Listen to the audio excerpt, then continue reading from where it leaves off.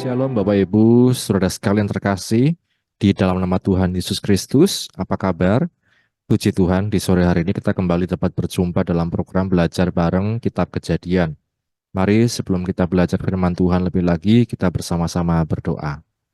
Bapa, kami bersyukur untuk kesempatan yang Kau beri kepada kami di sore hari ini untuk kami belajar dari firman-Mu. Bukalah hati dan pikiran kami, mampukan kami memahami isi hati-Mu, dan mampukan kami untuk melakukan setiap kebenaran firman-Mu. Berkatilah anak-anak-Mu Tuhan yang mendengarkan firman Tuhan pada sore hari ini. Di dalam nama Tuhan Yesus Kristus kami berdoa. Amin. Bapak Ibu saudara sekalian, kita akan melanjutkan pembelajaran kita.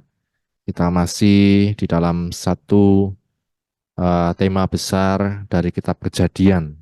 Belajar bersama Kitab Kejadian, dan kita percaya bahwa ada banyak hal yang dapat kita pelajari, yang dapat kita ambil, hal-hal yang menjadi pembelajaran untuk kita menjalani hidup kita, hal-hal yang baik kita tiru, hal-hal yang tidak baik jangan sampai kita ulangi. Kita sudah sampai di episode yang ke-28, yang mana saya memberikan satu judul akibat dari kemarahan Kain. Kita sudah mendengarkan firman Tuhan di waktu yang lalu tentang Kain yang marah dan bagaimana pandangan Alkitab ya firman Tuhan tentang kemarahan. Bapak Ibu Saudara sekalian, kemarahan Kain di sini kita lihat mengapa Kain marah, mengapa orang bisa marah. Menjadi pertanyaan. Tentu tiap-tiap hari kita bisa mengalami baik marah, dimarahi, baik kecewa sama orang, ataupun hal-hal lain yang menjadi penyakit ya kalau saya katakan dalam emosi kita. Maka kita perlu selalu belajar dari firman Tuhan, Bapak Ibu, jangan sampai kita terjerumus atau menganggap itu sesuatu yang normal, kemudian kita tidak perlu merasa bersalah ketika marah, kita merasa orang lain pasti menerima dan lain sebagainya. Kain marah Bapak Ibu karena persembahannya tidak diterima oleh Tuhan. Kemudian kita melihat dia menjadi marah, dia bertanya-tanya tentunya dalam hatinya, mengapa persembahan saya tidak diterima? Mengapa Habel diterima, saya tidak? Padahal saya juga mempersembahkan dari hasil yang saya tanam sendiri, bukan mencuri dan lain sebagainya. Nah, ada sifat mungkin iri hati, ada pertanyaan yang tidak terjawab, dan lain sebagainya. Ini juga menjadi satu penyebab manusia kenapa bisa marah. Seringkali ada mungkin hal-hal yang tidak kita pahami, yang terjadi, yang kita anggap itu merugikan kita anggap itu tidak adil buat kita anggap itu tidak sesuai kehendak kita, maka kita marah. Nah, Bapak Ibu, Saudara sekalian, kita belajar bagaimana di dalam firman Tuhan pun, Yesus pernah marah ketika dia melihat ada orang-orang berjualan di bait Allah. Karena mereka bukan hanya memperjualbelikan sesuatu barang, tetapi ada nilai lebih di sana bagaimana mereka melihat sisi bisnis dari suatu persembahan. Ketika mereka melihat kekurangan dari orang-orang yang mempersembahkan entah domba, entah kambing, entah apapun itu, mereka bisa melihat kekurangannya dan mereka bisa menawarkan, ayo ganti dengan punya saya, belilah dengan harga sekian. Nah, ini diperjualbelikan persembahan. Sehingga kita melihat Yesus mencela praktik tersebut. Apa nasihat firman Tuhan tentang marah? Kita melihat bahwa jangan sampai matahari terbenam kalau kita marah, atau jangan berlarut-larut. Yesus marah karena hal yang jelas, karena kebenaran.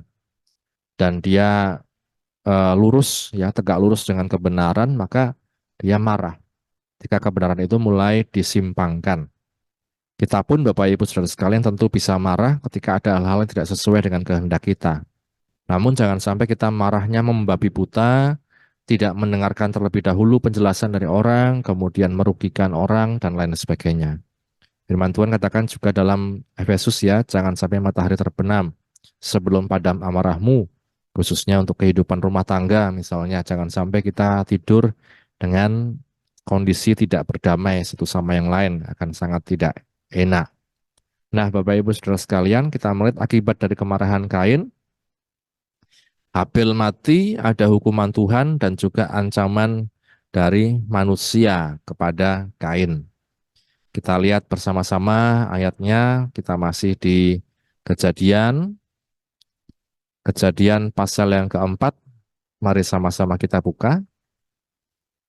Kejadian pasal yang keempat, kita melihat di ayat yang keenam, firman Tuhan kepada Kain, mengapa hatimu panas dan mukamu muram? Apakah mukamu tidak akan berseri kalau jika engkau berbuat baik? Tetapi jika engkau tidak berbuat baik, dosa sudah mengintip di depan pintu. Itu sangat menggoda engkau, tetapi engkau harus berkuasa atasnya. Kata Kain kepada Habil adiknya, marilah kita ke padang. Ketika mereka ada di padang, tiba-tiba Kain memukul Habil adiknya itu, lalu membunuh dia. Firman Tuhan kepada Kain, di mana Habil adikmu itu? Jawabnya, aku tidak tahu. Apakah aku penjaga adikku? Apakah ayat 11, ayat 10, firmannya, apakah yang telah kau perbuat ini? Darah adikmu itu berteriak kepadaku dari tanah. Maka sekarang terkutuklah engkau, terbuang jauh dari tanah yang mengangakkan mulutnya untuk menerima darah adikmu itu dari tanganmu. Apabila engkau mengusahakan tanah itu, maka tanah itu tidak akan memberikan hasil sepenuhnya lagi kepadamu. Engkau menjadi seorang pelarian dan pengembara di bumi. Kata Kain kepada Tuhan, hukumanku itu lebih besar daripada yang dapat kutanggung. Engkau menghalau aku sekarang dari tanah ini, dan aku akan tersembunyi dari hadapanmu, seorang pelarian dan pengembara di bumi. Maka barang siapa yang akan bertemu aku, tentulah akan membunuh aku. Firman Tuhan kepadanya, sekali-kali tidak. Barang siapa yang membunuh Kain akan dibalaskan kepadanya 7 kali lipat. Kemudian Tuhan menaruh tanda pada Kain supaya ia jangan dibunuh oleh barang siapapun yang bertemu dengan dia.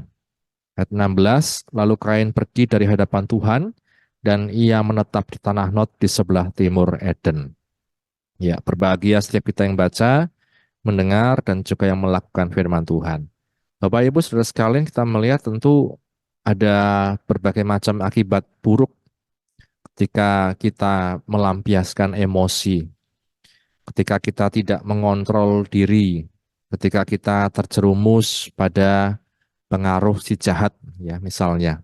Seperti Kain ini, Bapak Ibu Saudara sekalian, firman Tuhan tadi sudah mulai untuk mencoba mencegah. Dikatakan mengapa hatimu panas, ya. Mengapa hatimu panas? Itu yang dikatakan oleh firman Tuhan di sana tadi ya. Tuhan bertanya kepada Kain, mengapa hatimu panas? Ayat yang ke-6 tadi. Mengapa hatimu panas dan mukamu muram? Bapak Ibu Saudara sekalian, kita perlu selalu berhati-hati dengan hati kita, ya bahasanya seperti itu. Karena dari hati ini terpancar setiap kehidupan. Entah itu yang baik, kemudian juga yang jahat, seringkali awalnya dari hati. Maka firman Tuhan katakan, nasihatkan di Amsal pasal yang keempat, ayat yang ke-23. Amsal Sulaiman pasal 4, ayat yang ke-23. Jagalah hatimu dengan segala kewaspadaan, karena dari situlah terpancar kehidupan. Jagalah hatimu dengan segala kewaspadaan. Karena dari situlah terpancar apa? Kehidupan. Kita seringkali tidak sadar hati kita mulai mangkel dengan orang lain. Hati kita mulai gondok ya bahasanya. Atau tidak enak hati sama orang lain karena satu dan lain hal. Nah Bapak Ibu hati-hati jangan sampai seperti penyakit-penyakit hati yang pernah kita pelajari ada kepahitan, kegeraman, kemarahan, pertikaian, fitnah, ya. Karena itu dipupuk terus, dipupuk terus. Kemudian sampai besar kita pelihara terus. Hati-hati dengan hati kita, Bapak Ibu. Kalau kita tidak bereskan di hadapan Tuhan maupun dengan sesama, itu bisa membawa satu akibat yang buruk. Kepada Kain kita melihat misalnya Bapak Ibu Saudara sekalian, ketika dia sudah tidak bisa menahan kepanas hatinya, kita kembali ke Kejadian pasal 4 tadi, maka kita melihat apa yang diperbuat. terjadilah bahwa di ayat yang ke-8, maka kata Kain kepada adiknya, marilah kita pergi ke padang. Jika mereka ada di padang, tiba-tiba Kain memukul Habil adiknya itu lalu membunuh dia. Sebelumnya kita melihat apa yang dipesankan Tuhan di sana. Apakah mukamu tidak berseri jika engkau berbuat baik? Tapi jika engkau tidak berbuat baik, dosa sudah mengintip di depan pintu. Ia sangat menggoda engkau, tetapi engkau harus berkuasa atasnya. Ini Bapak Ibu Saudara sekalian, jika engkau tidak berbuat baik, dosa sudah mengintip di depan pintu, engkau harus berkuasa atasnya. Ya, ini yang dikatakan dinasihatkan oleh firman Tuhan. Tetapi, apa ayat yang ke-8? Kata Kain kepada Habil, mari kita pergi ke padang. Ketika mereka di padang, tiba-tiba Kain memukul Habil adiknya itu lalu membunuh dia.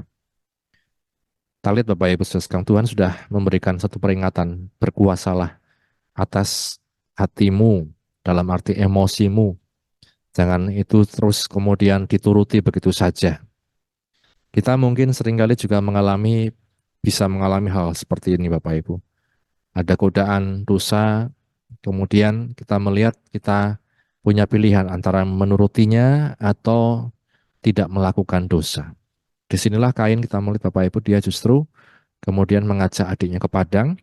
Saya percaya adiknya tidak punya pikiran buruk tentang kakaknya ini ya. Mungkin mereka biasa berdua ke padang, melihat-lihat dan lain sebagainya. Tetapi apa yang terjadi? Justru kalau orang bilang ini pembunuhan manusia pertama, ya di Alkitab, bagaimana Kain memukul Habil lalu membunuh dia. Bapak Ibu saudara sekalian, inilah ketika kita melihat emosi tidak terkontrol, kita tidak jujur di hadapan Allah, meminta Tuhan memberikan kekuatan untuk kita mengatasi tiap emosi kita, yang terjadi justru kejahatan, pembunuhan. Ayat 9, firman Tuhan kepada Kain, di mana Habil adikmu itu? Jawabnya, aku tidak tahu. Apakah aku penjaga adikku? Wah ini ya. Ayat 10 firmannya, apa yang telah kau perbuat ini, darah adikmu itu berteriak kepadaku dari tanah. Berteriak darah adikmu. Maka dalam firman Tuhan ada ayat mengatakan bahwa di dalam darah manusia itulah nyawa manusia. Maka ada larangan untuk memakan darah misalnya. Nah, ini darah adikmu itu berteriak kepadaku dari tanah. Kemudian akibatnya apa Bapak Ibu Saudara sekalian? Ayat 11. Maka sekarang terkutuklah engkau, terbuang jauh dari tanah yang mengangakan mulutnya untuk menerima darah adikmu itu dari tanganmu.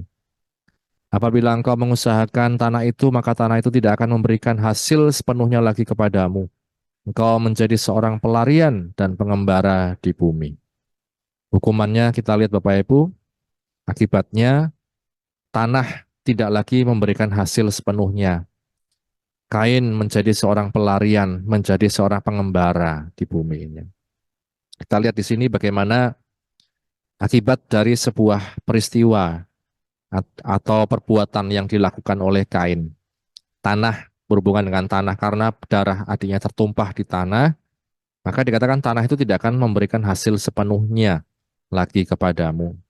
Engkau akan menjadi pelarian dan pengembara di bumi, baik karena dia sudah membunuh, ya, dan karena perbuatannya sendiri, ya, emosinya sendiri.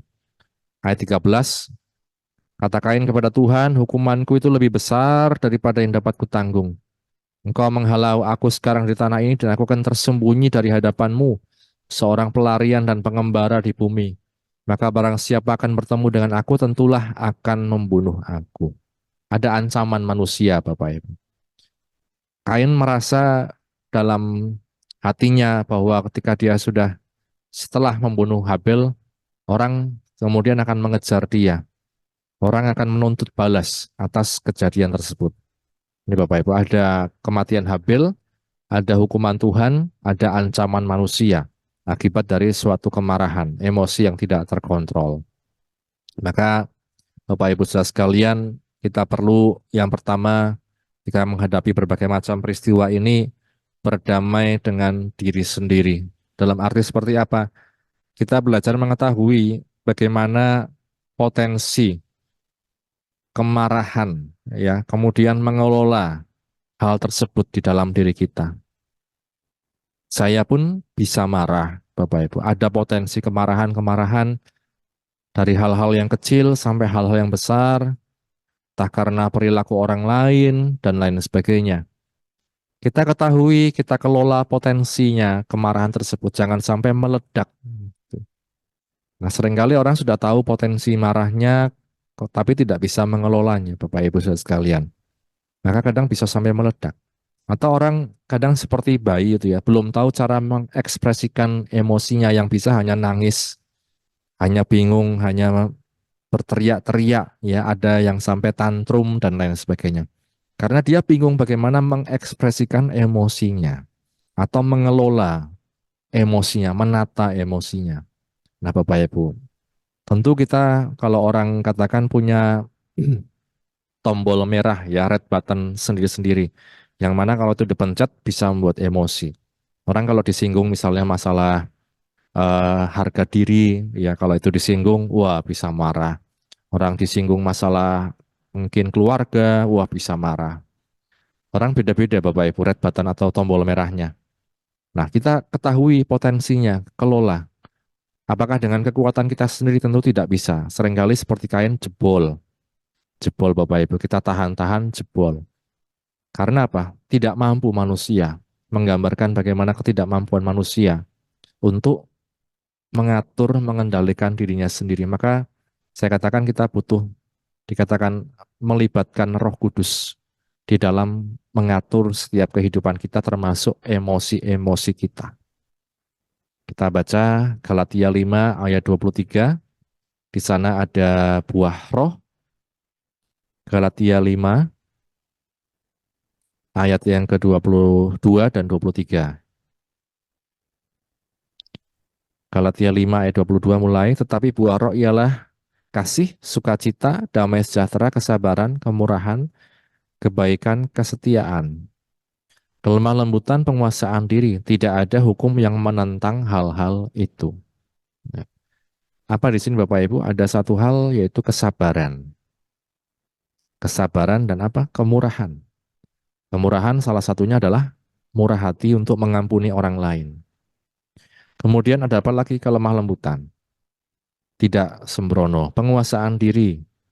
Tidak membiarkan dikontrol emosi dan lain sebagainya. Siapa yang bisa melakukan ketika ada persekutuan dengan Roh Kudus? Roh Kudus yang memberikan satu kesabaran, kelemah lembutan, penguasaan diri, kemurahan hati dalam setiap kehidupan kita. Kita sehebat apapun melayani Bapak Ibu tanpa Roh Kudus, kita tidak mampu. Sehebat apapun kita punya karunia, tanpa Roh Kudus kita tidak mampu. Apa sih yang seringkali menjadi masalah manusia? Seringkali karakternya sendiri. Mudah emosi, mudah marah, mudah iri hati, mudah pengen ini itu Bapak Ibu sekalian. Siapa yang bisa mengendalikan kalau bukan Roh Kudus? Kita coba kendalikan sendiri, ternyata tidak mampu seringkali. Nah, Bapak Ibu saudara sekalian, maka kita belajar dalam hidup ini seperti kain, hati-hati dengan setiap emosi kita. Karena itu bisa meledak, itu bisa kemudian membuat sesuatu yang negatif, merugikan diri sendiri dan juga orang lain. Bersekutulah dengan Roh Kudus. Adakan waktu saat teduh, baca firman Tuhan, berdoa, memuji, muliakan nama Tuhan. Sehingga kita bisa melewati hal-hal yang menjerumuskan kita, yang akan menjerumuskan kita. Tidak terjerumus pada emosi kita sendiri. Berapa banyak orang tua misalnya menyesal akhirnya karena berkata-kata kasar terhadap anak. Mengatakan hal-hal yang tidak seharusnya dikatakan kepada anak, kepada istri, kepada orang tua, dan lain sebagainya. Nah ini Bapak Ibu, maka kita belajar dalam hidup ini, Tuhan tolong saya tidak mampu tanpa Engkau. Nah kita lihat yang terakhir Bapak Ibu, kita kembali ke Kejadian pasal yang keempat, bahwa tetap ada perlindungan dan anugerah Tuhan, meskipun dalam arti terbatas ya. Ayat 14 dan seterusnya. Engkau menghalau aku sekarang dari tanah ini dan aku akan tersembunyi dari hadapanmu seorang pelarian dan pengembara di bumi. Maka barang siapa yang akan bertemu dengan aku, tentulah akan membunuh aku. Firman Tuhan kepadanya, sekali-kali tidak. Barang siapa yang bunuh Kain akan dibalaskan kepadanya 7 kali lipat. Kemudian Tuhan menaruh tanda pada Kain supaya ia jangan dibunuh oleh barang siapapun yang bertemu dengan dia. Ada tanda dari Tuhan. Tidak tahu ya tandanya seperti apa Bapak Ibu Saudara sekalian, yang membuat Kain tidak akan dibunuh oleh siapapun yang bertemu dengan dia. Meskipun tahu, oh ini si pembunuh, tapi ada tanda itu dari Tuhan. Maka dia tidak berani, ya orang tidak berani membunuh Kain. Lalu Kain dikatakan 16, lalu Kain pergi dari hadapan Tuhan, ia menetap di tanah Nod di sebelah timur Eden. Ini Bapak Ibu, ada kesempatan yang Tuhan berikan, Kain pergi dari hadapan Tuhan, menetap di tanah Nod di sebelah timur Eden. Ya, anugerah Tuhan Bapak Ibu tetap ada di perjanjian lama. Karena kalau kita pikir orang yang membunuh harusnya dibunuh kalau di hukum Taurat. Tapi di sini Kain mendapat anugerah Tuhan. Bahkan dia diberikan tanda supaya orang yang bertemu dengan dia tidak akan membunuh Kain. Tidak bisa, ya, karena ada tanda itu. Orang tidak akan berani. Karena apa dikatakan tadi orang yang membunuh Kain kan dibalaskan 7 kali lipat. Ya, entah seperti apa itu ya, luar biasanya. Dan kemudian apa? Kain diberikan satu kesempatan untuk menetap di tanah Nod. Bapak Ibu saudara sekalian, apa yang bisa kita lihat dari sini bahwa ada akibat, ada juga karunia Allah, kasih karunia Allah, ada kesempatan yang baru yang Tuhan berikan kepada Kain.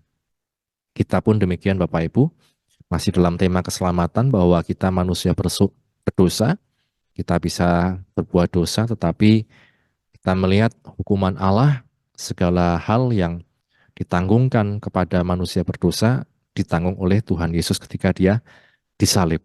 Ya, tubuh manusia Yesus itu yang menjadi satu korban untuk menebus setiap dosa pelanggaran kita, hukuman apapun itu. Karena kita bersyukur untuk anugerah Tuhan.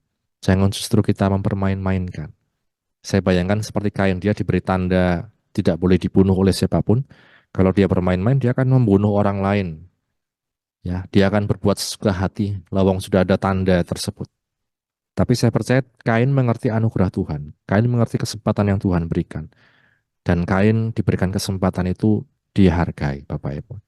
Karenanya mari Bapak Ibu saudara sekalian, kita yang masih dalam kelemahan, berbagai macam kelemahan, emosi, karakter, dan lain sebagainya, selalu sadari bahwa kita tidak mampu tanpa Tuhan. Kita tidak mampu mengatur diri kita, mengendalikan diri kita tanpa Roh Kudus berkarya dalam hidup kita.